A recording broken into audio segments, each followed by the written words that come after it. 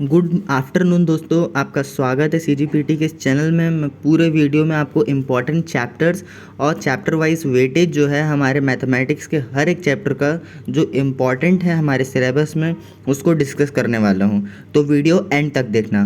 दोस्तों, मेरा नाम आशुतोष दुबे है। मैं एक स्टूडेंट और एक एडुकेटर हूं जो इस साल सीजीपीटी के लिए सारे बच्चों को फ्री में पढ़ा रहा हूं, फ्री में मॉक टेस्ट दे रहा हूं, उसके सॉल्यूशंस भी प्रोवाइड करा रहा हूं।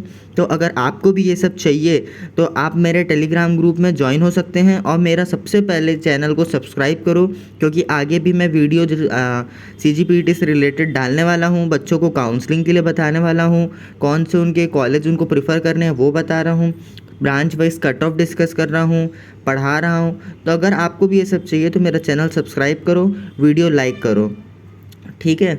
और दोस्तों, जो भी सीजीपीटी के लिए अब तैयारी कर रहे हैं उनको मैं बता दूं कि अब उनके पास ज़्यादा दिन का टाइम नहीं है, 1-2 दिन का टाइम है।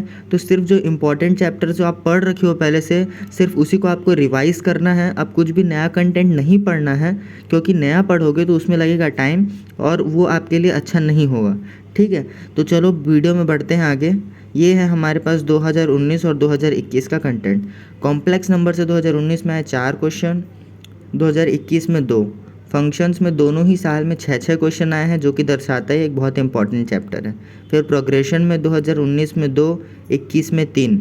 डिटर्मिनेंट से दोनों में एक एक क्वेश्चन आया है, लेकिन बहुत ही छोटा चैप्टर है, आसान है, इसलिए इंपॉर्टेंट चैप्टर है। 2D ज्योमेट्री से 2019 में 6 और 2021 में भी 6, ये भी एक इम्पॉर्टेंट है। फिर ट्रिग्नोमेट्री में भी दोनों साल 3-3 क्वेश्चन। फिर एप्लीकेशन ऑफ इंटीग्रल्स में 2-2 क्वेश्चन आया दोनों साल। फिर 3D ज्योमेट्री में 2019 में 3 और 2021 में 4। वेक्टर में दोनों साल 4-4 क्वेश्चन आया है। तो ये भी एक इम्पॉर्टेंट चैप्टर है और 3D भी एक इम्पॉर्टेंट चैप्टर है, क्योंकि वेक्टर भी छोटा चैप्टर है और 3D भी छोटा चैप्टर है।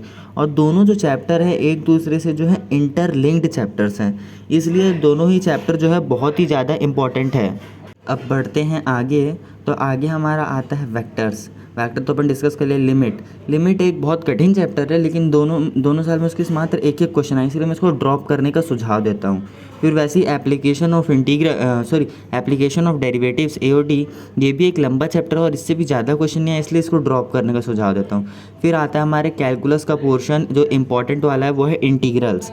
इंटीग्रल से 2019 में आया 5 क्वेश्चन और 2021 में आया 3 सवाल, तो यानी कि ये भी एक इम्पॉर्टेंट चैप्टर होने वाला है। फिर डिफरेंशियल इक्वेशन, इससे भी 4 क्वेश्चन आए थे 2019 में और 5 क्वेश्चन 2021 में।